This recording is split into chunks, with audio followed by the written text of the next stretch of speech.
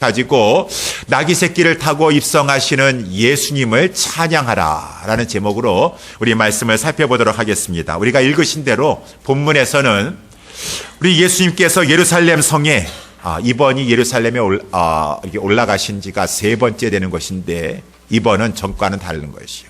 예수님은 십자가를 지시려고 예루살렘 성에 올라가시는 것입니다. 그때 예수님께서 입성하셨을 때 나귀 새끼를 타고 예루살렘 성에 입성하셨다라고 하는 것이 오늘 본문의 말씀의 내용인 것입니다.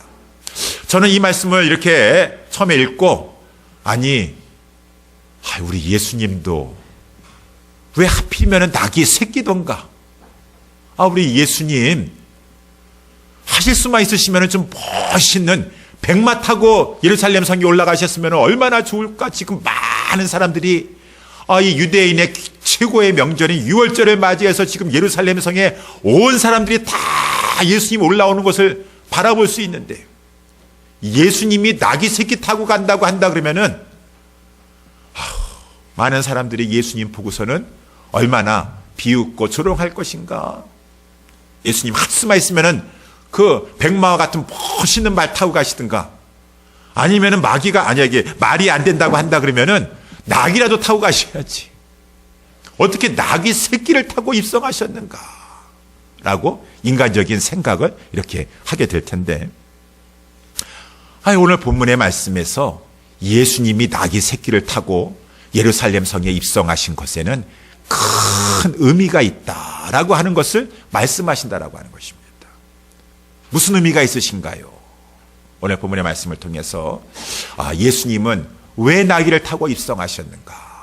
또 나귀를 타고 입성하신 예수님은 무엇을 보여주고 있는 것인가? 라는 것을 이 시간에 살펴보기를 원합니다. 첫 번째, 나귀를 타고 입성하시는 예수님, 그는 누구이신가? 그는 왕이심을 증명하는 것이다 라고 하는 것이에요. 왜 그렇습니까? 오늘 본문 먼저 4절 말씀부터 보도록 하겠습니다. 4절 말씀에 이는 선지자로 하신 말씀을 이루려 하심이라 일렀으되, 여기 선지자는 이 예수님께서 오시기 500년 전에 구약시대 선지자인데 이 땅에서 하나님 말씀을 예언했던 스가랴라고 하는 선지자를 말하고 있는 것이죠.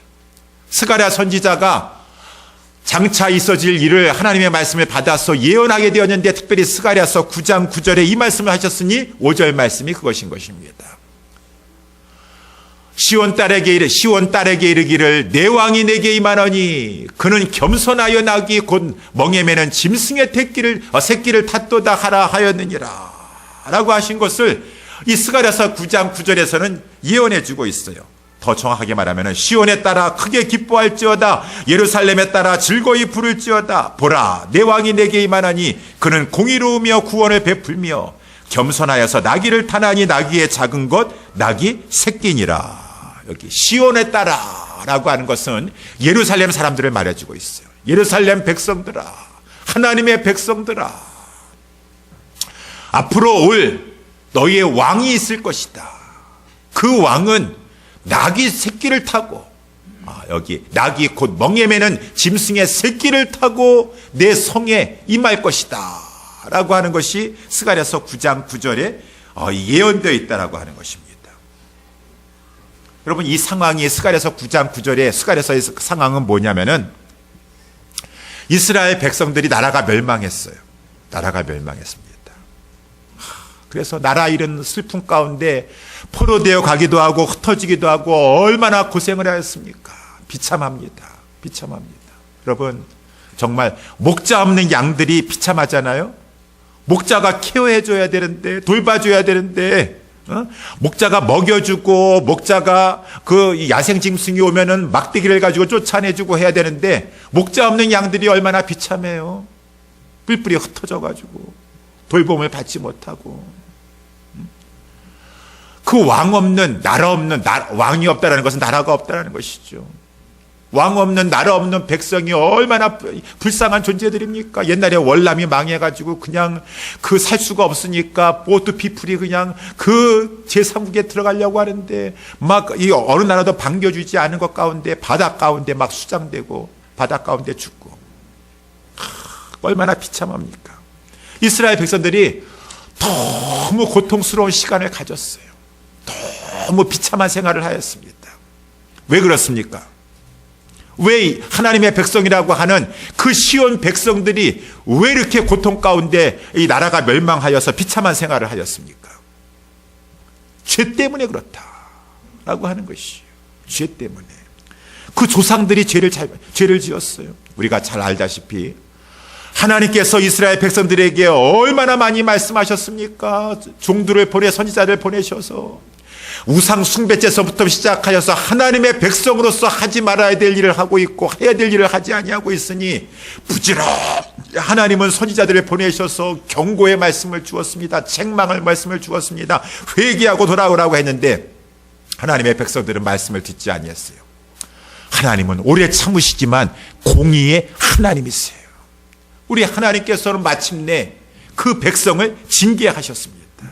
인생 막대기와 사람 채찍을 통해서 징계하셔서 그 주변 국가를 통하여서 괴롭히게 하시고 나라가 망하게 하시고 그저 쇠사슬에 끌려가지고 저 머나먼 곳에 살고서 종노릇하게 하시고 말할 수 없는 큰 죄의 대가를 치르게 하셔서 그것이 이제 막 바벨론에 끌려가게 되고 막 70년 동안 포로 생활하게 되고 나중에 포로 귀환을 하게 됐지만은 예루살렘 성에 돌아와 보니까 완전히 회파되었어요.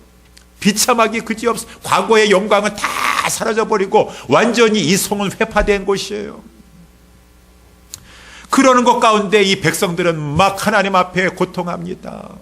하나님, 왜 이렇게 우리는 하나님을 믿는다고 하면서 또 이런 고통 가운데 살아야 되는 것인가요? 이런 고통 가운데 살아야 될 것인가요? 왜 그렇습니까? 죄 때문에 그런 것이에요. 죄 때문에. 우리도 근데 그런 경우에 많은 경우에는 하나님을 원망합니다. 하나님 왜 이렇게 힘들어야 됩니까? 왜 이렇게 비참해야 됩니까? 왜 그렇습니까? 하나님이 손이 짧아서 그러신가요? 죄가 있어서요. 죄가. 조상의 죄가 있고 조상 때서부터 계속 그러면 그 자손은 괜찮은 것인가? 그 죄성이 계속 타고 흘러서 예수님 오셨을 때에도 사람들이 위선하고 있습니다. 선지자들의 묘를 만지면서 아이고 우리 조상들이 잘못했지. 이렇게 귀한 선지자를 돌로 쳐 죽이고 조상들이 나쁜 사람들이야 라고 하면서도 그 후손들도 예수님 십자가 못 박아버리잖아요. 죄성은 타고 흐른다라고 하는 것입니다. 그러면서 우리는 이렇게 그 당시에 예레미야 선지자라든가 이사야 선지자 살았을 때는 그렇게 주의 종들을 핍박 안 했을 거야. 뭐 지금 와가지고 세례 요한도 그렇고 예수님도 그렇고 다 핍박하고 있으면서 이 죄성이 흐르고 있는데 그것을 알지 못하고 하나님 왜 이렇게 우리나라는 망해야 됩니까? 우리의 성은 왜 이렇게 회파돼야 될 것입니까? 라고 하는 것이요. 하나님은 죄의 대가를 반드시 치르게 하시는 거룩하신 공의의 하나님. 우리 지난번에도 살펴봤지만 근데 하나님은 공의의 하나님이시라서 때리시기는 하셨지만 그 자녀를 불쌍히 여기시는 그 아버지와 같은 심정을 가지셔서 우리 하나님을 때리셨다가도 저들을 고치시기를 원하시면서 저들을 만지시면서 저들을 사랑으로 다시 한번 일으켜 세워주시기를 원하시는 인자하시고 긍휼이 풍성한 하나님이시라고 하는 것입니다.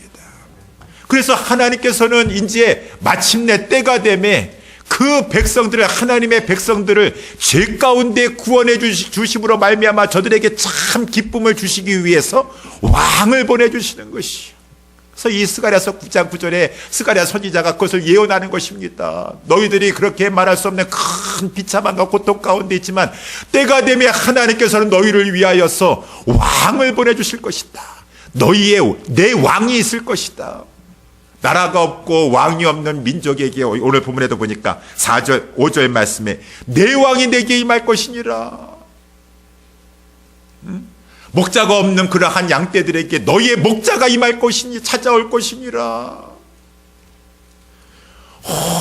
얼마나 기쁜 것입니까? 그러니까 우리 스가랴서 9장 9절에 크게 기뻐할지니라, 즐거워할지니라 라고 말씀해 주고 있는 것이에요. 이렇게 스가랴서 9장 9절에서 이렇게 말씀하시고 있기 때문에 근데 그 왕은 나귀 새끼를 타고 올 것이니라 주님께서 예언해 주셨는데 이 500년이 지난 다음에 예수님께서 예루살렘 성에 올라가시는데 나귀 새끼를 타고 올라가신다고 말씀해 주셨으니 그 예수님은 구약시대에 하나님이 예언하신 그 메시아 되신 구원의 왕이시라고 하는 것입니다. 그렇기 때문에 찬양하고 즐거워하라 라고 말씀하시는 것이요. 나귀 새끼를 타고 예루살렘에 올라가신 그 예수님은 구원의 왕이신 것을 증명하시는 그런 의미를 가지고 있는 것이고, 두 번째, 이제 오늘 본문의 이 중심 핵심인 것입니다. 나귀 새끼를 타고 입성하신 예수님은 왕이신데 어떠한 왕이신가? 5절 말씀에도 보니까 그는 겸손하여. 이제 이 말씀이 오늘 본문의 핵심이 되는 거예요. 예수님은 어떠한 왕이십니까? 겸손한 왕이시다.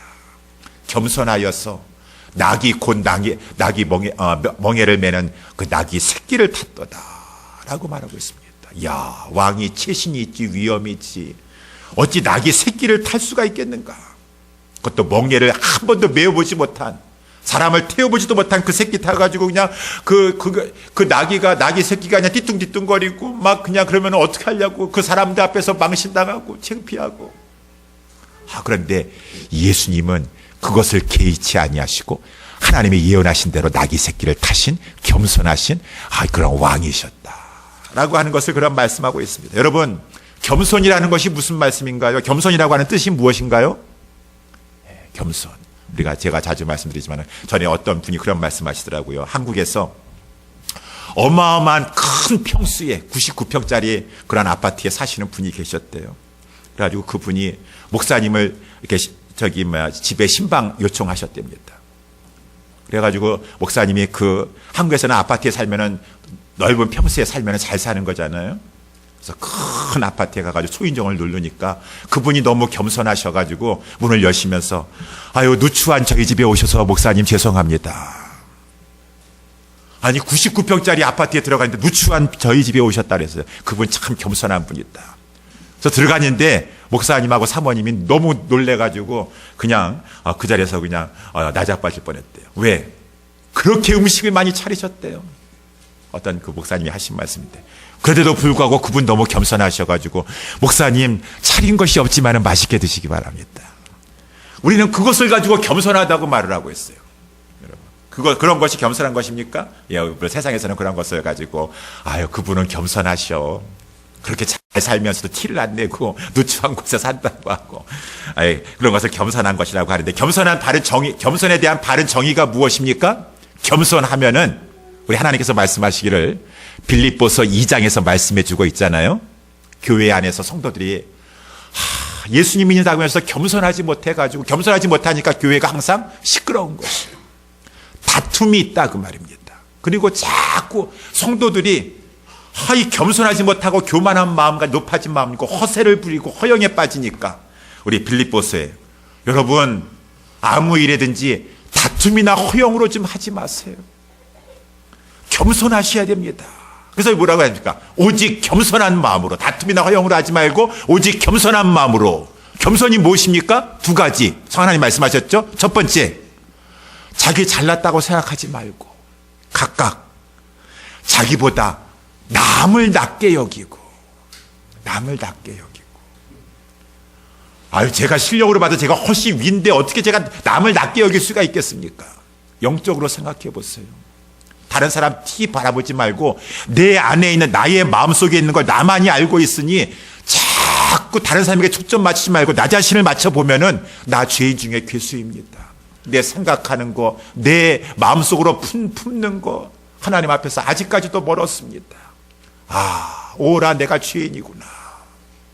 내가 다른 사람보다도 내가 겉으로 드러나진 않았지 얼마나 내가 죄인인가 라고 생각하면은 다른 사람 실력 가지고 가진 거 가지고 평가하면서 내가 좀 위다라고 말할 수 없습니다. 항상 내가 죄인 중에 괴수요. 나보다 남을 낮게 여기고. 그리고 겸손이라는 것이 두 번째 무엇입니까? 자기를 돌아볼 뿐만 아니라 다른 사람을 돌아보는 것이에요. 겸손한 사람은 다른 사람이 힘들어할 때 자기 자신만 생각하는 것이 아니라 가서 같이 손잡아 줍니다. 다른 사람이 즐거워할 때 정말 겸손한 사람은 같이 즐거워할 수 있는 것이고, 다른 사람이 어려웠고 힘들어할 때 같이 함께 하면서 그 아픔을 나눠줄 수 있는 것은 그 마음이 겸손하기 때문에 그런 것이에요. 그래서 우리 하나님께서 빌립보서에 말씀하시기를 성도들이여 다툼이나 허영으로 하지 마시고 오직 겸손한 마음으로 두 가지. 첫 번째, 남을 나보다 낮게 여기시고 각각 자기를 우리 자신을 돌아봐야 되겠죠. 그렇지만 자기 자신만 돌아보려고 하지 말고 좀 다른 사람들을 돌아보아서 그것이 하나님을 기쁘시게 하는 것이니 나를 기쁘게 하라. 하나님이 말씀하신다는 것입니다. 그러면서 하나님께서 말씀하시기를 뭐라고 말씀하시냐면은 그 예를 드셨어요. 겸손하신 분에 대한 예. 너희 안에 이 마음을 품으라. 곧 그리스도 예수의 마음이니. 예수님이 겸손의 가장 큰 우리의 본이 되어 주시는데 어떻습니까?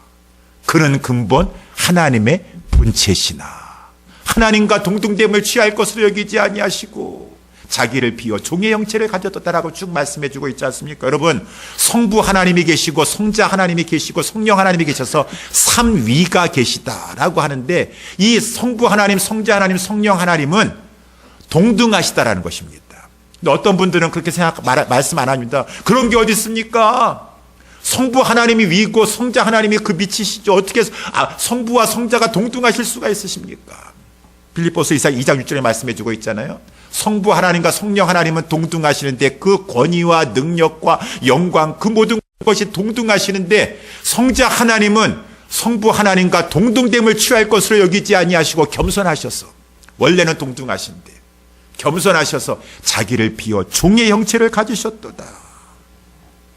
성부 하나님과 성자 하나님 예수 그리스도는 동등하신 분이세요. 하나님과 예수 그리스도는 하나 있어요. 하나 있어요. 오늘 본문도 보게 되면 그것을 말씀해 주고 있죠. 그래서 이제 제가 잠깐 1절에서부터 설명을 드리면은 1절 말씀에 저희가라고 이렇게 하지 않습니다. 저희라는 것은 예수님과 예수님의 제자들, 또 큰 무리들도 따랐지만은 예수님과 예수님의 제자들은 늘 함께 했어요.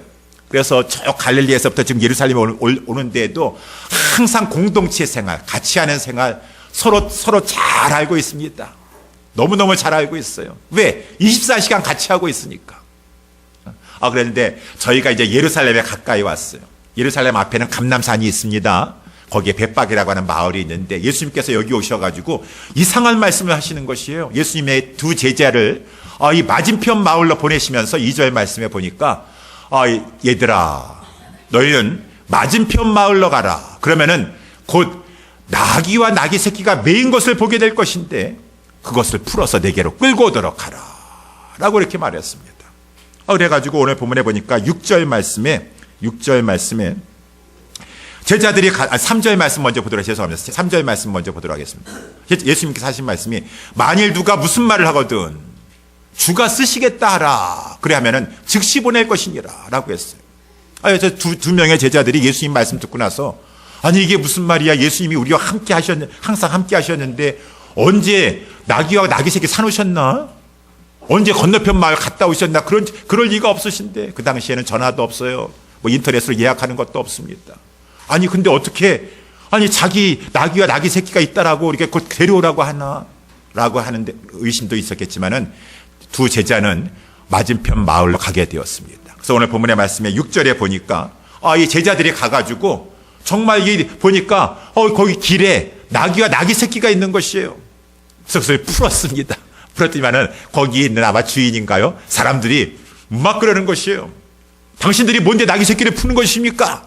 나귀가 나귀 새끼를 푸는 것입니까? 그때 제자들은 예수님 말하는 대로 했어요. 주가 쓰시겠다고 합니다. 라고 했더니만은 이것이 웬일입니까? 그 사람들이 순순히 주가 쓰시겠다라고 하는 말에 의해서 나귀와 나귀 새끼를 그냥 줘버리는 것이에요. 이것은 뭘 말해? 이제 마가복음, 누가복음에서 상세히 말씀해 주고 있는데 이것은 뭘 말씀해 주고 있죠? 아까 말씀하신 대로 우리 예수님은 단순한 인간이 아니시라 맞은편 마을에 나귀하고 나귀 새끼가 지금 매여 있는 것을 제자들은 못 본다 할지라도 예수님은 보실 수 있는 전지하신 속성이 있으신 하나님이시라고 하는 것입니다. 다 보시고 아시고 계세요. 예수님은 전지하신 하나님이세요. 전능하신 하나님이세요. 우리 예수님께서 언제 그 나귀 사셨습니까? 왜 자기 나귀라고 하십니까? 예수님은 성부 하나님과 천지 창조 때에 이 세상을 창조하신 창조주가 되신다고 하는 것입니다. 창조주가 되셔서 내가 창조하였느니라, 내가 만들었느니라, 내가 못해서 조성하였느니라 라고 했느니 모든 사람들은 내가 가지고 있다 할 때도 청지기에 불과한 것이에요. 진짜 주인은 진짜 창조주이신 것입니다. 주가 쓰시겠다라고 하니까 성령의 역사 가운데 그 사람이 순수한 마음을 가지고 그 나귀와 나귀 새끼를 내줬다라고 하는 것은 우리 주님이 만유의 주가 되시고 만왕의 왕이 되신다라고 하는 것을 보여주고 있는 것이에요. 하나님이신 것이에요. 그런데 그 예수님이 그는 근본 하나님의 본체이신 하나님과 동등됨을 취할 것을 아니하고 겸손하셔서 성부 하나님께서 지금 이렇게 인간들을 죄로 말미암아 저들이 죄에 대한 대가를 치르게 하셔서 사망이 찾아오게 되었고 고난을 받고 있는데, 그것 때문에 성부 하나님께서 거룩하신 성부 하나님의 속성상으로는 그 죄에 대한 대가를 치르게 하실 수밖에 없으세요. 우리 하나님께서 그러면서도 너무 마음 아파하시는 것에 우리 인간들을, 당신의 백성들을 구원하시고 싶어 하시는데 너무 마음이 아파하시면서 그 길은, 구원하실 수 있는 길은 사람 중에는 없어요. 왜? 사람들은 다 죄인이기 때문에 그 죄인들을 구속해 줄 수가 없어요. 대신 죄값을 치러줄 수가 없어요. 죄가 없으신 하나님께서 그 죄값을 치러해 주셔야 되는데, 이때 성자 하나님께서 성부 하나님께 말씀하신 것이요, 성부 하나님이요, 아버지께서 그렇게도 그 인간들을 구원하시기를 원하시는데 나만이 그 일을 할 수 있지 않습니까? 내가 인간이 되겠습니다. 사람의 형체를 가졌어. 사람의 모양으로 사람이 되었어. 내가 저들을 위해서 십자가에서 죽고 피를 흘림으로 말미암아 구속의 피, 속죄의 피 흘림이 없으면 죄사함이 없는 것이 하나님의 뜻이기 때문에 내가 죽음으로 말미암아 하나님께서 그토록 구원하시고 사랑하시는 그 백성들을 건지기를, 구원하시기를 내가 희생 제물이 되겠습니다 라고 우리 예수님께서 자원하셨어요. 그래서 우리 예수님은 그는 하나님과 동등됨에도 불구하고 자기가 스스로 종이 되셨어. 하나님의 종이 되셨어. 우리를 가운데 내려오셨으니 우리 예수님은 자기보다도 그 다른 위가 되시는 하나님을 더 높이 받들려고 하시는 겸손한 분이셨다. 겸손한 분이셨다. 그리고 우리 예수님은 지난 주일날도 말씀을 살펴본 것처럼 하나님을 그렇게 높이시면서 다른 사람을 돌아본 것 같이, 겸손이라는 것은 다른 사람을 돌아보는 것 같이, 예수님께서는 우리 불쌍한 우리 인생들을 또한 돌아보시면서 하나님도 우리를 사랑하셨지만 예수 그리스도도 우리를 사랑하여 주셔서 이 땅에 내려오셔서 끝까지 겸손하셨기 때문에 십자가에서 죽는 데까지 복종하셨다라고 하는 것입니다. 순종하셨다는 것이에요. 여러분, 예수님이 겸손하셨기 때문에 십자가에서 죽으실 수가 있으셨습니다. 전지전능하시고 창조주 되신 하나님이셨지만은 겸손하지 않으셨다면, 하나님을 끝까지 높이려고 하는 그 겸손함이 없으셨고 다른 사람을 돌아볼 줄 아는 그 겸손함이 없으셨다면 예수님께서 내가 이렇게까지 하면서 모욕당하고 멸시당하고 곤욕당하고 내가 왜 이렇게 해야 될 것인가, 하나님 천군천사 보내주시옵소서 라고 하면서 그 겸손함이 크지 못하셨다면 우리 예수님 마지막까지 구속을 다 이루시지 못하셨을 것이에요. 그렇기 때문에 그분이 겸손한 것을 하나님의 백성들은 찬양하라, 찬양하라. 주님이 겸손하셨기 때문에 하나님의 뜻에 끝까지 순종하려고 하신 것이었었고, 겸손하신 하나님 예수님이셨기 때문에 우리를 돌아보셔서 그 죄 가운데 영원히 멸망할 이 죄인들을 위해서 끝까지 우리를 살리시고자 십자가에 죽으셨으니, 오늘 본문에 나와 있는 대로 5절 말씀에 이 그는 겸손하여서, 그 왕은 겸손하여 나귀꽃 멍에를 매는 짐승의 새끼를 타고 가는 그 겸손하신 그분을 찬양할지어다. 찬양할지어다. 그래서 우리 주님의 이름을 찬양해야 되는 것이죠. 찬양해야 되는 것이죠. 사랑하는 성도 여러분들이요, 그래서 우리 예수님은 우리가 아는 것처럼 겸손하셔서 끝까지 십자가를 지실 수가 있으셨습니다. 하나님을 높이셨어요. 자기를 낮추시고 십자가를 지시기 전에 겟세마네 동산에서 우리 하나님 앞에 기도하셨을 때에도 자기의 뜻이 있으셨지만, 자기가 진정으로 원하는 것이 있지만은 아버지요 내 원대로 마옵시고 아버지의 원대로 되기를 원합니다. 겸손함이 있으셨다라고 하는 것입니다. 마지막 십자가에서 우리 예수님께서 고통을 당하셨을 때 그 고통은 우리 인간의 고통과는 틀린 것이에요.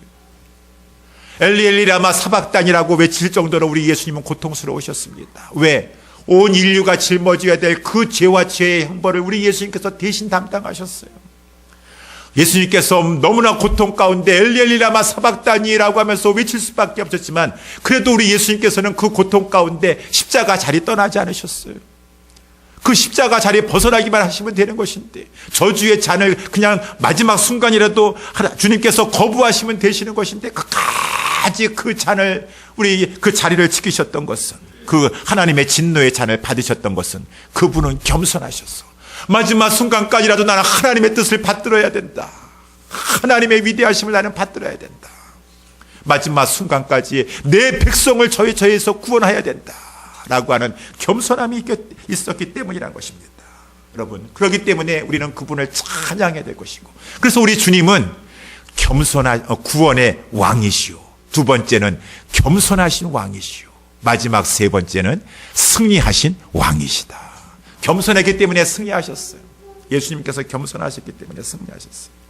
우리 다음 주일이 이제 부활주일입니다. 여러분, 부활의 영광이 이제 우리 가운데 다시 한번 그 영광의 기쁨을 누리게 될 것입니다. 우리 지난 수요일 새벽 예배 때도 말씀을 살펴봤지만 우리 예수님의 복음서를 통하여서 고난에서 영광으로 가는 것이, 하나님의 원리는 고난을 통과해서 영광으로 들어가는 것입니다. 그런데 고난을 어떻게 잘 통과해서 영광으로 가게 될 것인가? 그것은 바로 겸손에 있다라고 하는 것입니다. 근데 우리 예수님께서 겸손으로 그 십자가를 끝까지 잘 지시고 다 이루었다. 다 이뤘다. 하나님의 뜻을 다 이루고 내 백성을 살릴 그 구속의 과업을 다 이루었다라고 승리선언 하시면서 우리 예수님은 죽으셨지만 하나님께서 지극히 낮아지신 겸손하신 예수님께서 지극히 높여주심으로 말미암아 우리의 주님은 부활하셨고 부활의 영광 가운데 승천하시게 되었어요. 그래서 우리는 이제 다음 주에 말씀을 살펴보겠지만은 기쁨을 누리게 되었습니다. 예수님께서 사망 권세를 파시고 이기신 것을 놓고 하나님을 찬양하고 감사하고 기뻐하게 되었습니다. 왜 그렇습니까, 여러분? 왜 예수님의 그 부활이, 예수님의 승리가 사망 권세를 이기신 것이 왜 이렇게 우리에게 기쁨이 되는 것입니까? 예수님이 승천하신 것처럼 우리들도 예수님과 함께 부활하게 될 것이고 예수님과 함께 영원토록 살게 될 것이기 때문인 것입니다. 그러므로 말미암아 우리 예수님이 오늘 이 예루살렘 성에 입성하시지만은 우리 예수님 신뢰할 수 있습니다. 왜? 예수님은 겸손하신 분이기 때문에. 겸손하시면은 신뢰할 수 있어요. 겸손하면 신뢰할 수 있어요. 예수님은 마구간까지 내려가신 분이시고 낙이 새끼라도 타실 정도로 사람들 창피해가지고 못하겠다 그런 거 하지 않았어요. 그거 문제가 되지 않았습니다. 예수님은 겸손하시기 때문에 마지막 이제 십자가 가업만 이루시면 되는데 그 십자가의 수치와 모욕과 고난도 우리 예수님께서는 겸손하시기 때문에 능히 감당하실 것이라고 하는 것입니다. 우리 예수님은 그래서 이제 예루살렘 성에 들어가시는데 승리하게 되실 것이에요.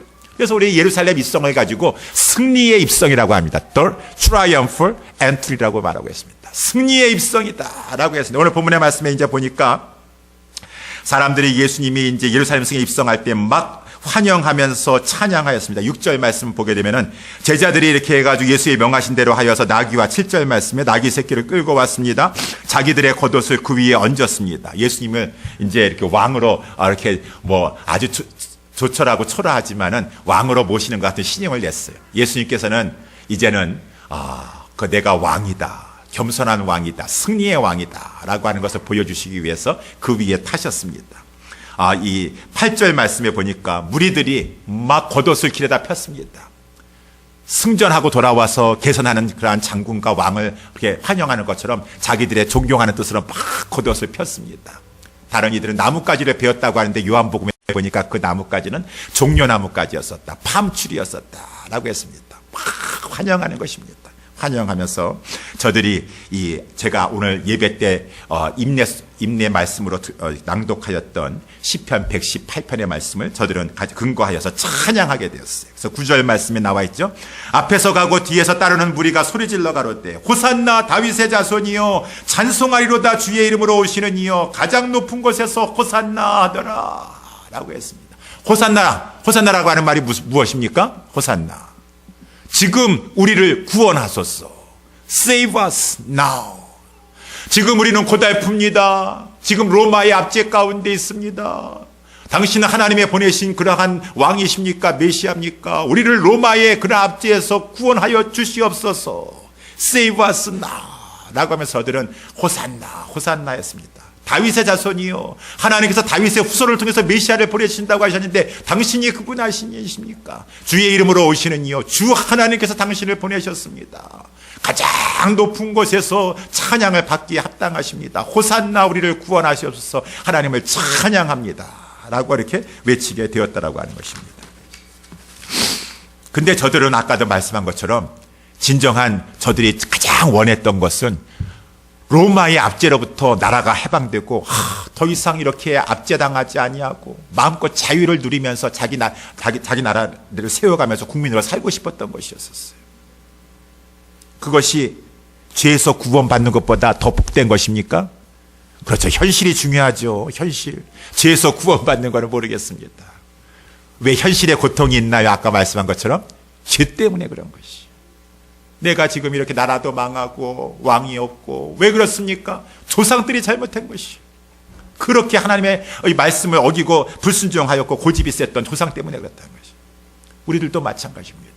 우리의 최초의 조상인 아담이 범죄함으로 말미암아 모든 사람은 죄성을 가지고 태어나게 되었고 그 죄성을 가지고 죄를 짓기 때문에 인간에게 이렇게 가시덤불이 있고 땀을 흘려야 하고 많은 평화가 없고 고난이 있고 다툼이 있고 이러한 세상 가운데 살아야 될 것이고, 그러한 세상 가운데서도 내가 그냥 내 현실적으로 좀 편하고 현실적으로 잘 되고 현실적으로 뭐 하는 것만이 진정한 나에게 있어서 행복이 되고 구원이 되는 것인가? 근본을 치료해야 되겠죠. 근본은 죄에서 그 죄 문제를 해결받아야 된다는 것입니다. 그래서 우리 예수님으로 말미암아 그 죄 문제를 해결해 주시기 위해서 하나님께서 예수 그리스도를 보내신 것이고, 예수 그리스도는 이 땅에 우리를 위해서 죄 문제 해결해 주려고 오신 그러한 구원자였었는데 사람들은 그것을 알지 못하고 우리를 로마의 압제로부터 해방시켜 주시옵소서, 호산나 호산나라고 저들은 찬양하는데, 그래도 막 찬양을 하면서 막 이렇게 종려나무 가지를 흔들고 시편 118편의 말씀을 막 인용하면서 찬양했다라고 하는 것입니다. 그런데 저와 여러분들은 단지 그 현실 세계에서 문제 잠깐 해결받는 것뿐만 아니라 우리의 죄 문제를 해결함으로 말미암아 영원한 우리의 정말 문제를 해결받게 되었고 구원을 얻게 되었고 영생을 얻게 되었다고 한다 그러면은, 진정한 왕이 되신 예수 그리스도를 안다 그러면은 얼마큼 더 주님을 찬양하고 감사해야 되겠습니까?